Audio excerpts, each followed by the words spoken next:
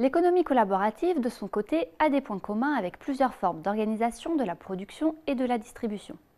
Constituée de plateformes, elle est portée par des défis d'organisation lorsqu'il s'agit de pair-à-pair collaboratif et à des défis de croissance quand il s'agit de pair-à-pair marchand. Les entreprises traditionnelles peuvent-elles tirer des leçons de l'observation de ces plateformes pour leur propre évolution? Peuvent-elles à leur tour monter des plateformes? Assurément. La consommation collaborative n'invente pas tout. Par exemple, elle prône l'accès plutôt que la possession.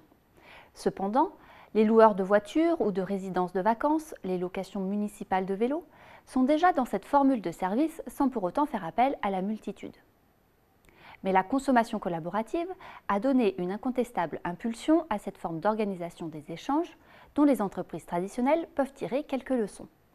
De la même façon, on se préoccupe désormais d'économie circulaire avec les enjeux environnementaux en mettant en avant l'usage par plusieurs utilisateurs, la maintenance pour prolonger la durée de vie et le recyclage.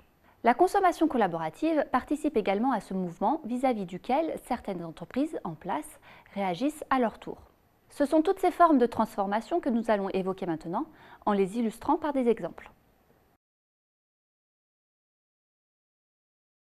Commençons par les plateformes. La plateforme n'est pas l'apanage des startups. C'est une forme d'organisation qui s'appuie sur Internet et dont le but est de créer un écosystème autour d'elle.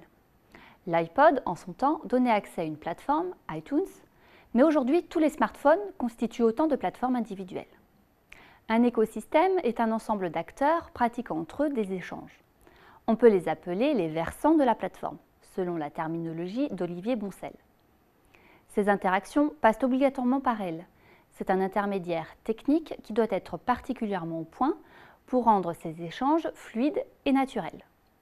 Constituer et faire vivre un écosystème est donc l'enjeu stratégique majeur des plateformes. Certaines entreprises traditionnelles intègrent désormais cette approche pour faire vivre leur propre offre et créer de nouveaux services. Donnons deux exemples empruntés au domaine du tourisme.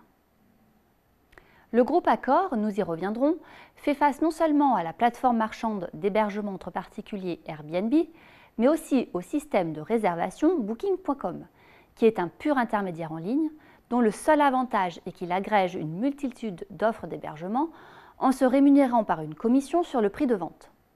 Booking a créé un effet de réseau autour de son site et impose ainsi sa présence à tous les groupes hôteliers.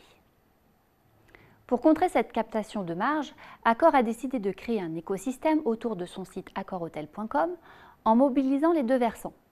D'une part, en proposant à des hôteliers indépendants convenablement choisis de déposer leur offre sur le site du groupe. Cela étend naturellement la gamme des propositions du groupe sur le site, quitte à provoquer un peu de concurrence avec leurs propres établissements. D'autre part, en renforçant sa relation client, notamment grâce à une meilleure gestion des cartes de fidélité. TUI est un des grands tours opérateurs qui possède des marques bien connues en France, notamment Nouvelles Frontières, Marmara. Sa filiale Marmara a mis en place un site appelé covacancier.marmara.com qui s'assimile à un site de rencontre entre voyageurs, non seulement pour échanger sur leur destination, mais aussi pour partir ensemble dans les clubs de vacances de l'enseigne, voire ailleurs. Voyons maintenant l'économie de la fonctionnalité. Dans l'âge de l'accès, Jérémy Rifkin avait anticipé ce qui allait donner naissance à l'économie collaborative. Il avait fait remarquer que ce qui était important, ce n'était pas de posséder un objet, mais de bénéficier des services que celui-ci donnait. La consommation collaborative a permis à la vision de Rifkin de se concrétiser, mais de plus en plus les entreprises proposent aussi ce type de service, en partie sous la pression des plateformes marchandes. Dans le secteur de l'automobile, les constructeurs pratiquent depuis longtemps la location-vente ou leasing, qui consiste à payer un loyer tous les mois.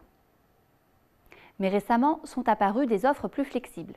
Ainsi, BMW depuis 2011, en partenariat avec le loueur Sixt, Mercedes, Car2Go, sont particulièrement en pointe sur la location à la minute de véhicules urbains avec 1 million de clients en Allemagne, ce qui reste malgré tout encore marginal. Et Volkswagen ne semble pas vouloir leur emboîter le pas. Peugeot a signé en 2014 un partenariat avec un site de covoiturage gratuit, WeDrive, spécialisé dans les trajets domicile-travail. De plus, PSA et Renault sont les sous-traitants et les partenaires au sein d'une co-entreprise du groupe, Bolloré, qui gère le parc de voitures Autolib à Paris, leur fournissant divers modèles électriques ou à faible émission de CO2.